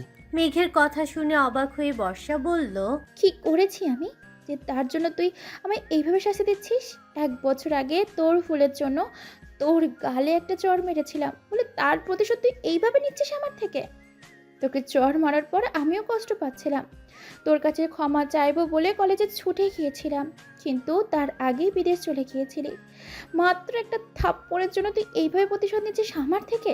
বর্ষার কথা শুনে মেঘের চেহারা যেন রক্তবর্ণ ধারণ করলো। মেঘের চোখগুলো থেকে যেন রাগে আগুন বের হচ্ছে। মেঘ বিকট শব্দে হাসতে লাগলো। মেঘকে এভাবে হাসতে দেখে ভয়ে যেন জমে গেল বর্ষা। হাসতে হাসতে বর্ষার কাছে এগিয়ে এলো মেঘ। তারপর বর্ষার গাল দুটো শক্ত করে চেপে ধরে দাঁতের দাঁত চেপে বলল, সিরিয়াসলি বর্ষা, সিরিয়াসলি তোর কাছে এটা মনে হয় যে একটা ঠাপ্পুর জন্য আমি তোর সাথে এরকমটা করছি? সেদিন ওই ঠাপ্পুরটা ছাড়া তুই আমার সাথে যে কাজটা করেছিলি, তাতে যদি তোর জায়গায় অন্য কেউ হতো, তাকে আমি সেই মুহূর্তে খুন করে ফেলতাম। কিন্তু তোকে যে আমি ভালোবেসেছিলাম, খুব ভালোবেসেছিলাম, তাই আমি পারিনি আমি তোকে খুন করতে, তোর উপরে রাগ ভুলতে। তাই আমি চলে গিয়েছিলাম দেশের বাইরে। কিন্তু যখন জানতে পারলাম তুই অন্য কাউকে বিয়ে করছিস, তখন আর নিজেকে ঠিক রাখতে পারিনি আমি। আমার সব মান সম্মান ডুবিয়ে দিয়ে, আমার দর্শকের দাগ লাগিয়ে দিয়ে অন্যের ঘরে তুই সুখের সংসার করবি, সেটা তো আমি হতে দিতে পারি না। তাই আমি কিডন্যাপ করেছিলাম তোকে। হ্যাঁ, আমি তোকে দুবার বিয়ে করেছি, তবে তোকে ভালোবাসার জন্য নয়। যে 1টি বছর তুই আমাকে ভিতর থেকে তিলে তিলে শেষ করেছিস, সেই একইভাবে তোকেও শেষ করব আমি। কথাগুলো বলে বর্ষার গাল দুটো ধাক্কা দিয়ে ছেড়ে দিয়ে নিচে চলে গেল মেঘ। মেঘের ধাক্কা খেয়ে তাল সামলাতে না পেরে নিচে পড়ে গিয়ে কপালে বেশ কিছুটা কেটে গেল বর্ষার। কিন্তু বর্ষা এখন কপালে কাটার ব্যথার চাইতে মেঘের কথাগুলোতে ব্যথা লাগছে বেশি। বর্ষা কিছুতেই ভেবে পাচ্ছে না মেঘ কেন এমন করছে। রাতে নুডলস রান্না করে খেয়ে মেঘের জন্য টেবিলে নুডলস রেখে মেঘের রুমের ব্যালকনিতে গ্রিল ধরে দাঁড়িয়ে আছে বর্ষা, আর ভাবছে মেঘের বলা কথাগুলো নিয়ে। সেদিন ওই থাপ্পড় ছাড়া তো আর কিছু করেনি ও মেঘের সাথে। তাহলে মেঘ কেন বলল যে ও মেঘকে ধর্ষক বানিয়েছে, মেঘের সম্মান নষ্ট করেছে? বর্ষা যখন এমন আকাশ পাতাল ভাবতে ব্যস্ত, তখনই পিছন থেকে বর্ষাকে জড়িয়ে ধরে বর্ষার ঘাড়ে নাক ডোবালো কেউ। বর্ষা কিছুটা ভয় পেয়ে দ্রুত পিছনে তাকিয়ে দেখে মেঘ দাঁড়িয়ে আছে ওর পেছনে। মেঘকে কেমন মাতাল মাতাল দেখতে লাগছে। খুব বাজেভাবে তাকিয়ে আছে মেঘ বর্ষার দিকে। মেঘের এমন অবস্থা দেখে বর্ষা মেঘের দিকে একটু সরে গিয়ে ভ্রু কুঁচকে বলে ওঠে, মেঘ ভাইয়া, তুই ড্রিঙ্কস করেছিস? বর্ষার কথার উত্তর না দিয়ে বর্ষার হাত ধরে হ্যাচকা টান দিয়ে জড়িয়ে ধরে মেঘ। মেঘের গায়ে মো মো করছে মদে বিশ্রী গন্ধ। বর্ষা যতটা সম্ভব মেঘের থেকে দূরে যাওয়ার চেষ্টা করছে, কিন্তু কিছুতেই পেরে উঠছে না মেঘের শক্তির কাছে। হঠাৎ করে বর্ষাকে কোলে তুলে নেয় মেঘ। তারপর বর্ষাকে নিয়ে চলে যায় রুমের ভিতর। আজ 3 দিন হলো বর্ষা মেঘের সাথে কোনো প্রকার কথা বলে না। সব সময় চুপচাপ থাকে বর্ষা। মেঘও বিনা প্রয়োজনে বর্ষাকে কিছু বলে না। এর মাঝে বর্ষা হালকা পাতলা রান্নাও শিখে নিয়েছে ইউটিউব দেখে দেখে। বর্ষা একজন সংসারী মেয়ের মতোই নিজের সংসারটাকে আপন করে নিয়েছে। তবে মেঘের প্রতি জমেছে ওর মনে অনেক ঘৃণা। সেদিন রাতে ড্রিঙ্ক করে আসার পর জোর করে স্বামীর অধিকার খাটিয়েছে মেঘ। সকালে উঠে সব ভুলেও গেছে হয়তো, কিন্তু বর্ষা কিছুতেই ভুলতে পারছে না সেই দিনের রাতে মেঘের এমন হিংস্র আচরণের কথা। দুপুরে খাওয়া দাওয়ার পর বাইরে বাগানের দোলনায় গিয়ে বসে আছে বর্ষা, আর মেঘ নিজের রুমের ল্যাপটপে কাজ করছে। বর্ষা দোলনায় দোল খাচ্ছে আর ওর সাথে ঘটে যাওয়া গত কয়েকদিনের কথাগুলো ভাবছে। হঠাৎ করে কারোর ডাকে ধ্যান ভাঙে বর্ষার। কেমন আছো বর্ষা? লোকটার কথা শুনে মাথা তুলে সামনের দিকে তাকিয়ে বর্ষা দেখে ওর সামনে দাঁড়িয়ে আছে নিলয়। এই নিলয়ের সাথে ওর বিয়ে হচ্ছিল সেদিন, কিন্তু মেঘ ওকে কিডন্যাপ করায় বিয়েটা ভেঙে যায়। নিলয়কে দেখে দোলনা থেকে উঠে দাঁড়িয়ে বর্ষা বলে, আপনি এখানে কেন এসেছেন? আমি এখানে মেঘের সাথে দেখা করতে এসেছি বর্ষা। কিন্তু তুমি এখানে কেন? চাচুর বাসায় বেড়াতে এসেছো বুঝি? নিলয়ের কথা শুনে কিছুটা বিরক্তি নিয়ে বর্ষা বলল, না, আমি এ বাড়ির বউ। মেঘের সাথে বিয়ে হয়েছে আমার। আপনি ভেতরে যান, মেঘ ভেতরেই আছে। হোয়াট? তুমি এসব কি বলছো বর্ষা? তোমার বিয়ে হয়েছে, তাও আবার মেঘের সাথে? মেঘ এত কিছু পরেও তোমায় বিয়ে করলো? নিলয়ের কথা শুনে ভ্রু কুঁচকে তাকালো বর্ষা, তারপর জিজ্ঞাসু দৃষ্টিতে তাকিয়ে বলল, এত কিছুর পরেও বিয়ে করলো মানে? কি বলতে চান আপনি? বর্ষার কথা শুনে কিছুটা থতমত খেয়ে নিলয় বলল, না মানে আমি আসলে বলতে চাইছিলাম যে সেদিন বিয়ের আসর থেকে কোথায় চলে গিয়েছিলে তুমি বর্ষা? আমি কত খুঁজেছিলাম তোমায়। নিলয়ের কথায় বর্ষা কিছু বলবে তার আগেই মেঘ বাসা থেকে বের হতে হতে বলে উঠল, নিলয়, তুই এখানে কখন এলি দোস্ত? এই তো এখন এলাম দোস্ত। তুই নাকি বর্ষাকে বিয়ে করেছিস? এটা কি সত্যি মেঘ? নিলয়ের কথা শুনে মেঘ বর্ষার দিকে একবার ফিরে তাকিয়ে তারপর নিলয়ের হাত ধরে নিয়ে বাইরের দিকে যেতে যেতে বলল, চল দোস্ত নিলয়, তোর সাথে অনেক কথা আছে। চল বাড়ি থেকে ঘুরে আসি, চল। কথাগুলো বলেই নিলয়কে নিয়ে চলে গেল মেঘ। বর্ষার কেন জানি না নিলয়ের কথাগুলো শুনে কিছুটা খটকা লাগলো মনে, আর মনে হলো নিলয় নিশ্চয়ই কিছু লুকালো ওর থেকে। নিলয়কে নিয়ে একটা কফি শপে গিয়ে বসলো মেঘ। কফি শপে বসতেই নিলয় কিছুটা উত্তেজিত কণ্ঠে বলে উঠল, মেঘ, তোর সাথে বর্ষা এতটা খারাপ আচরণ করার পরেও তুই কেন বিয়ে করলি ওকে? তুই কি 1 বছর আগে সেই কথাগুলো ভুলে গেছিস? তোকে কি করে সবার সামনে ধর্ষক প্রমাণ করে মার খাইয়েছিল বর্ষা? নিলয়ের কথা শুনে রাগী গলায় মেঘ বলল, বলিনি, কিছুই বলিনি আমি। সেদিনের কথা আমি ভুলে যাইনি বলে আমি বর্ষাকে বিয়ে করেছি। আমার ভালোবাসার মূল্য ও আমাকে যেভাবে দিয়েছিল তার প্রতিশোধ নিব আমি ওর থেকে। তাই তো ওর বিয়ের দিন ওকে কিডন্যাপ করে ওর বিয়েটা ভেঙে দিয়েছি আমি। মেঘের কথা শুনে রাগের সাথে অবাক হয়ে নিলয় বলল, কি বলছিস তুই মেঘ? সেদিন তুই বর্ষাকে কিডন্যাপ করেছিলি ওর বিয়েটা ভেঙে দিতে? কিন্তু তুই কেন এমন করলি মেঘ? এতে তোর লাভটা হলো কি? আমি বর্ষাকে ভালোবাসি সেটার কেউ না জানলেও তুই খুব ভালো করে জানতি নিলয়। তবে আমি বর্ষাকে ভালোবেসে বিয়ে করিনি। ওকে আমি বিয়ের আসর থেকে তুলে এনে ওর গায়ে কলঙ্কের কালি লাগিয়েছি। তারপর ওকে বিয়ে করেছি তিলে তিলে কষ্ট দিব বলে, যে কারণে এই 1 বছর বিনা দোষে দর্শক হওয়ার কষ্ট পেয়েছি আমি। ঠিক সেভাবেই কষ্ট দিব আমি ওকে। ও আমায় কষ্ট রেখে ও অন্যের ঘরে সুখে সংসার করবে, এটা আমি মেনে নিতে পারবো না। তাই ওকে বিয়ে করে কষ্ট দিতে চাই আমি। মেঘের কথা শুনে রাগে শরীর জ্বলে যাচ্ছে নিলয়ের। নিলয়ের এতদিনে ষড়যন্ত্র আর সব প্ল্যান মাটি করে দিয়েছে এই মেঘ। বর্ষার কাছ থেকে মেঘ আলাদা করতে কি করেনি নিলয়, কিন্তু শেষে বর্ষা সেই মেঘেরই হলো। 1 বছর আগে বর্ষা যখন মেঘকে থাপ্পড় মেরে ওই ক্লাস থেকে দৌড়ে বেরিয়ে কলেজ থেকে চলে যায়, তখন আড়াল থেকে সব ফোনে ভিডিও রেকর্ড করে নিলয়।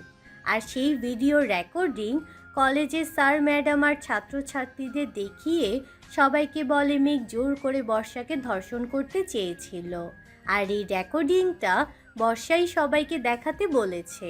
নিলয়ের কথা শুনে ক্ষেপে যায় কলেজের সবাই, কারণ কলেজে মেঘের নামডাক থাকলেও ওর পপুলারিটির জন্য শত্রুরও অভাব ছিল না।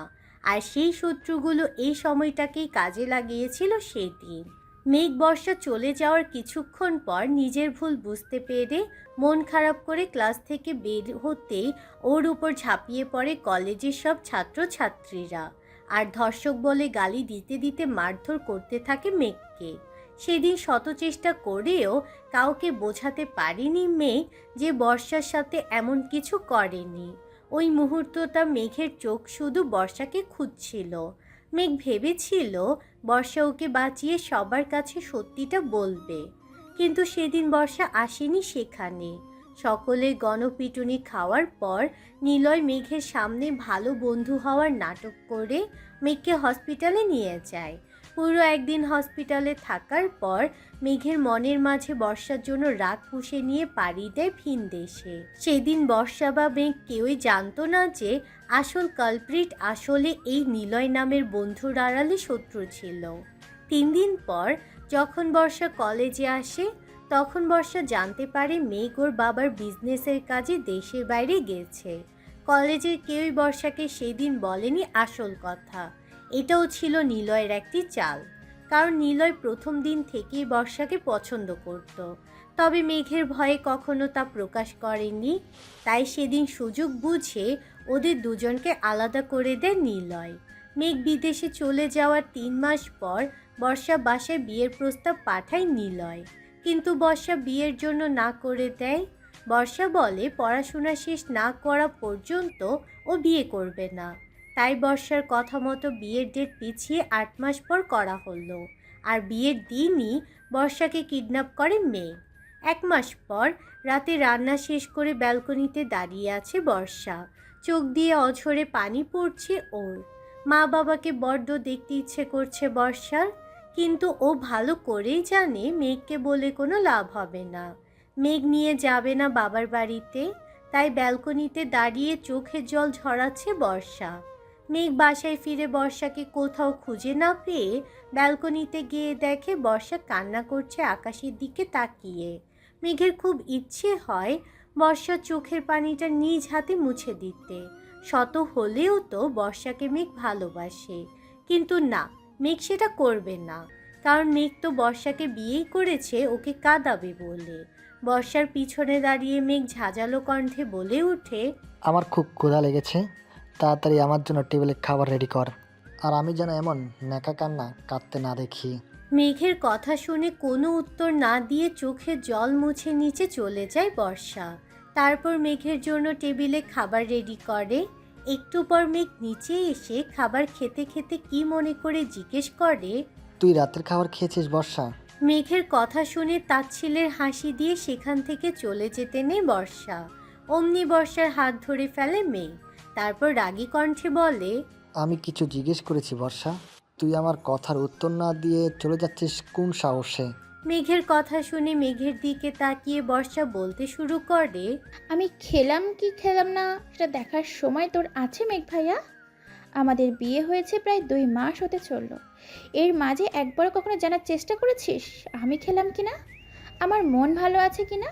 সব সময় কুকুর বিড়ালের মতো আচরণ করেছিস তুই আমার সাথে। স্বামী স্ত্রী হবার সত্ত্বেও আমার ঠাঁই হয়েছে ফ্লোরে, তোর বিছানায় নয়। তাহলে আজ হঠাৎ কেন জিজ্ঞেস করছিস মেঘ ভাইয়া? আমি উত্তর দেব না তোকে। কথাটা বলেই মেঘের সামনে থেকে চলে যেতে নেই বর্ষা। সাথে সাথে মেঘ চেয়ার ছেড়ে উঠে বর্ষার হাত ধরে দাঁতে দাঁত চেপে বলে, কিছুদিন ধরে কিছু বলছি না দেখে তোর খুব সাহস বেড়েছে, তাই না বর্ষা? তোর সাহস হয় কি করে আমার মুখে মুখে কথা বলার? কথাটা বলেই বর্ষাকে নিজের দিকে ঘুরিয়ে ঠাস করে গালে একটা থাপ্পড় মারি মেঘ। মেঘের থাপ্পড় খেয়ে জ্ঞান হারিয়ে নিচে পড়ে যায় বর্ষা। বর্ষাকে জ্ঞান হারাতে দেখে যেন হুঁশ ফিরে আসে মেঘ। মেঘ দৌড়ে গিয়ে বর্ষাকে কোলে তুলে নেয়, তারপর সোফায় শুইয়ে দিয়ে বলে, এই আমি কি করলাম? আমি কি সত্যি নিজের রাগের বশে বর্ষার সাথে খুব অন্যায় করে ফেলেছি? কি হলো বর্ষার? বর্ষার কিছু হলে আমি বাঁচব কি নিয়ে? বর্ষা, এই বর্ষা, কথা বল না প্লিজ। এই বর্ষা, কি হলো? কথা বল না আমার সাথে প্লিজ। কোনো কিছুতেই বর্ষার জ্ঞান ফিরছে না দেখে বর্ষাকে কোলে নিয়ে হসপিটালে চলে যায় মেঘ। পাগলের মতো ডাক্তারকে ডাকতে থাকে মেঘ। ডাক্তার এসে নার্সদের নিয়ে বর্ষাকে নিয়ে যায় একটা ক্যাবিনে। বেশ কিছুক্ষণ চেক আপের পর ডাক্তার বর্ষার ক্যাবিন থেকে বেরিয়ে মেঘকে বলে, অভিনন্দন মিস্টার মেঘ চৌধুরী, আপনি বাবা হতে চলেছেন। আপনার স্ত্রী 1.5 মাস অন্তঃসত্ত্বা, তবে ওনার খুব শরীর দুর্বল, হয়তো ঠিকমতো খাওয়া দাওয়া করেন না, নিজের যত্ন নেন না। আপনাকে ওনার দিকে নজর রাখতে হবে, ওনার যত্ন করতে হবে, নইলে বেবি ক্ষতি হওয়ার আশঙ্কা আছে।